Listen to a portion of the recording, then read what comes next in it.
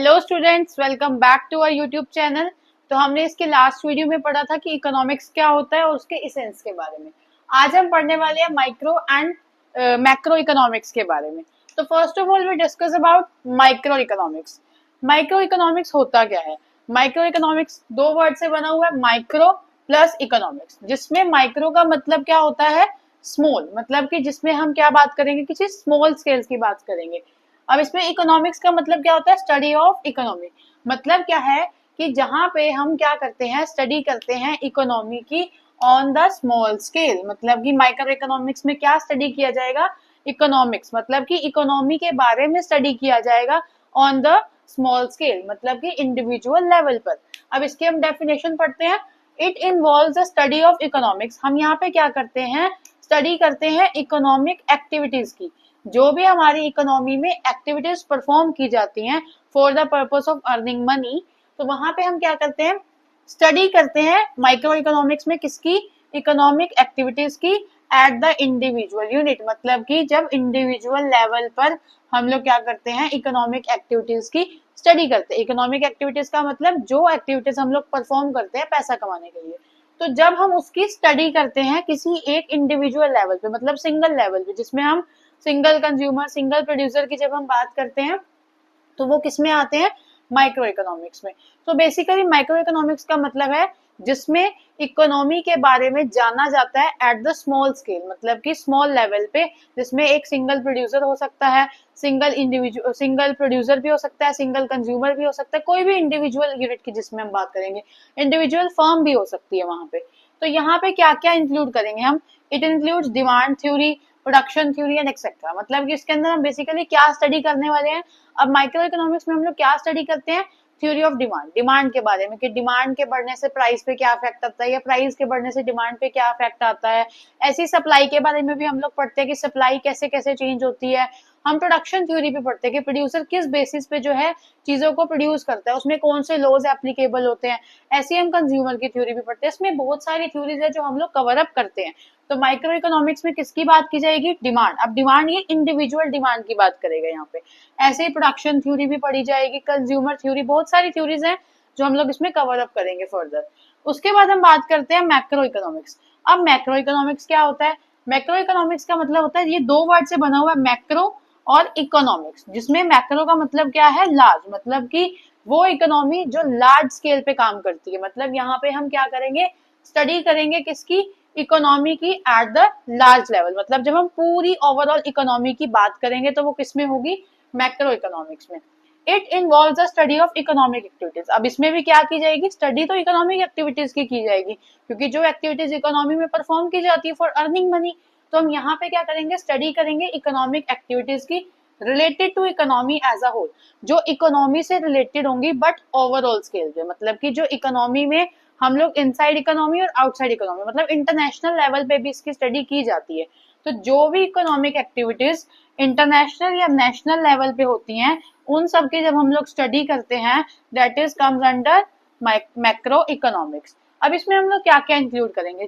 Theory of general price level, मतलब कि market में प्राइस को कैसे डिसाइड करना है, डिमांड सप्लाई मार्केट फोर्सेस कैसे अफेक्ट करेंगे, वो सब आप लोग इसमें पढ़ोगे मैक्रो के अंदर। इसमें हम लोग नेशनल इनकम के बारे में भी पढ़ते हैं कि नेशनल इनकम कैसे कैलकुलेट की जाती है, किस बेसिस पे वो डिसाइड होती है, उसमें कितनी फैक्टर इनकम्स अब्रॉड से हैं, क्या सब कुछ उसका कंसेप्ट है, वो सब कुछ भी इसमें पढ़ा जाता है। इसमें हम लोग फॉरेन एक्सचेंज के बारे में भी पढ़ते हैं, बिल्स ऑफ पेमेंट्स के बैलेंस ऑफ पेमेंट्स के बारे में भी हम लोग पढ़ते हैं। जैसे फॉरेन एक्सचेंज, हमने कितनी करेंसी में अपने डॉलर को एक्सचेंज करवाना है, कैसे हम लोग फॉरेन करेंसीज के साथ डील करते हैं, वो सब कुछ किसमें कवर अप होता है? मैक्रो में। क्योंकि ये क्या है? एक लार्ज स्केल स्टडी है, जिसपे हम लोग क्या करते हैं? अपनी इकोनॉमी की स्टडी करते हैं एट द लार्ज स्केल, जब हम लोग बड़े लेवल पे। इसमें सिर्फ सिंगल की बात नहीं की जाएगी, इसमें पूरी ओवरऑल इकोनॉमी को कंसीडर किया जाएगा। तो बेसिकली माइक्रो मीन्स स्मॉल, जहां पे हम लोग क्या करते हैं? स्टडी करते हैं इकोनॉमिक एक्टिविटीज की स्मॉल स्केल पे। और इसी के अपोजिटली क्या है? मैक्रो। मैक्रो का मतलब लार्ज, जिसमें हम स्टडी करते हैं इकोनॉमी की एट द लार्ज स्केल। तो ये था इसका मीनिंग।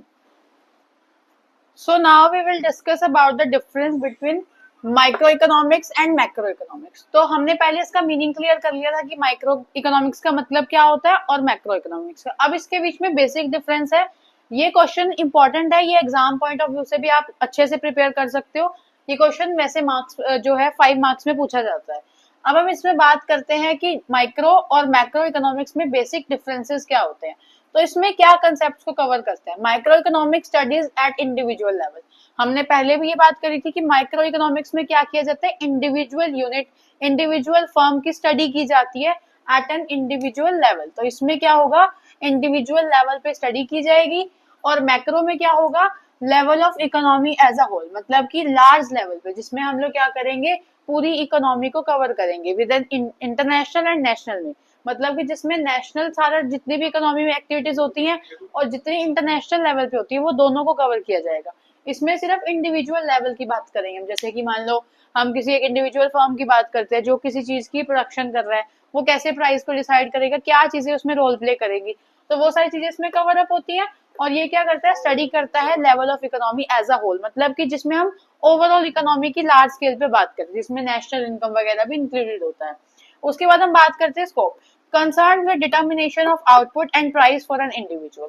इसमें मैंने आपको पहले भी बताया था कि इसमें हम लोग स्टडी किसकी करते हैं, इंडिविजुअल यूनिट्स की। जैसे कोई अब एक इंडस्ट्री है जो क्या कर रही है, प्रोडक्शन कर रही है, तो वो उसका प्राइस कैसे डिसाइड करेगी, कितना आउटपुट बनाएगी और क्या प्राइस डिसाइड करेगी फॉर एन इंडिविजुअल, तो वो किसके अंडर आता है, माइक्रो इकोनॉमिक्स के अंडर।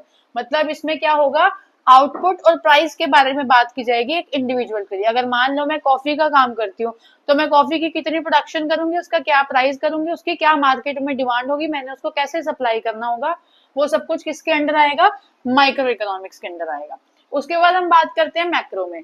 अब concern with determination of aggregate output, मतलब ओवरऑल आउटपुट जो है पूरी इकोनॉमी के अंदर कितनी बनाई जाएगी। एग्रीगेट का बेसिक मतलब होता है टोटल, कि हम लोग कितनी टोटल आउटपुट जो है बनाएंगे, एंड जनरल प्राइस लेवल, और उसका पूरी इकोनॉमी में क्या प्राइस होगा। इसमें क्या होता था, एक इंडिविजुअल अपनी तरफ से कोई भी चीज को प्रोड्यूस करेगा, कितनी मर्जी लेवल ऑफ प्रोडक्शन कर सकता है, कितनी मर्जी यूनिट्स प्रोड्यूस कर सकता है, और उसका प्राइस भी उसी के अकॉर्डिंगली वो रख सकता है, जितनी उसकी डिमांड होगी या जितनी उसकी सप्लाई होगी। इसमें क्या होगा, हम सारे डिटर्मिनेशन करेंगे, मतलब पूरी स्टडी करेंगे aggregate output and general price level, मतलब कि कितना हमने आउटपुट बनाना है और उसका हमें क्या प्राइस लेवल रखना होगा, मतलब ये इसमें डिसाइड किया जाता है। अब क्या होगा, इसमें सिंगल यूनिट की बात नहीं की जाएगी, सिंगल पर्सन आउटपुट की बात नहीं की जाएगी, यहाँ पे जैसे इंडिविजुअल के लिए हो रही थी, यहाँ पे पूरी इकोनॉमी की बात करेगा। Aggregate output means total output की बात करेगा, और वो आउटपुट जो प्रोड्यूस कर रहे हैं उसका जनरल प्राइस लेवल क्या होगा, मतलब कि उसका मार्केट में क्या प्राइस दिया जाएगा। ठीक है, उसके बाद हम बात करते हैं वेरिएबल्स। अब इसमें क्या करेंगे, हम मान के चलेंगे जो भी मैक्रो वेरिएबल्स हैं वो क्या है, कांस्टेंट है, मतलब जो भी चीजें जो मैक्रो वेरिएबल में अफेक्ट, मैक्रो इकोनॉमिक्स में अफेक्ट करती हैं, वो यहाँ पे क्या रहेंगी, कांस्टेंट रहेंगी। मतलब कुछ ऐसी चीजें होती हैं जो इसकी इसको अफेक्ट करती है और इसकी इसको अफेक्ट करती है, तो हम उनको क्या चलेंगे, कांस्टेंट मान के चलेंगे। सेम ऐसे ही यहाँ पे अगर मैक्रो वेरिएबल कांस्टेंट है तो इसमें माइक्रो वेरिएबल्स कांस्टेंट रहेंगे। उसके बाद हम बात करते हैं इसमें रोल कौन प्ले करता है। इसमें माइक्रो इकोनॉमिक्स में सबसे ज्यादा रोल कौन प्ले करता है, मार्केट फोर्सेस। मार्केट फोर्सेस का मीन्स होता है डिमांड और सप्लाई, मतलब कि मार्केट में किसी चीज की कितनी आउटपुट बनानी है, कितना प्राइस डिसाइड करना है, वो किसकी हेल्प से होगा, मार्केट फोर्सेस। मार्केट फोर्सेस मतलब डिमांड सप्लाई, कि किसी पर्टिकुलर प्रोडक्ट की कितनी डिमांड है मार्केट में, उसके अकॉर्डिंग हम उसका प्राइस रखेंगे, या फिर कितनी सप्लाई है उसके अकॉर्डिंग उसका प्राइस डिसाइड करेंगे। मैक्रो में क्या होता है, गवर्नमेंट पॉलिसीज हमेशा रोल प्ले करती हैं, मतलब इसमें गवर्नमेंट की इंटरवेंशन भी होती है, जिसमें गवर्नमेंट बताती है कि क्या हमने इसका प्राइस रखना है और कितना लेवल होगा इसका, इसके बारे में हम लोग फर्दर स्टडी भी करते हैं। तो गवर्नमेंट पॉलिसीज, जैसे फॉरेन एक्सचेंज हम लोग करते हैं, तो उसमें भी क्या होता है, फॉरेन एक्सचेंज में गवर्नमेंट की कुछ रूल्स रेगुलेशंस को फॉलो अप करते हुए हमें क्या करना होता है, फॉरेन एक्सचेंज में डील करना होता है। ऐसी और भी बहुत सारी चीजें होती है, जैसे कि नेशनल इनकम हो गया, या फिर बैलेंस ऑफ पेमेंट में हम लोग और गवर्नमेंट बजट की भी बात करते हैं, तो वो सारी चीजों में कौन रोल प्ले करता है, गवर्नमेंट की बनाई हुई पॉलिसीज। तो ये था basic difference between micro and macro economics.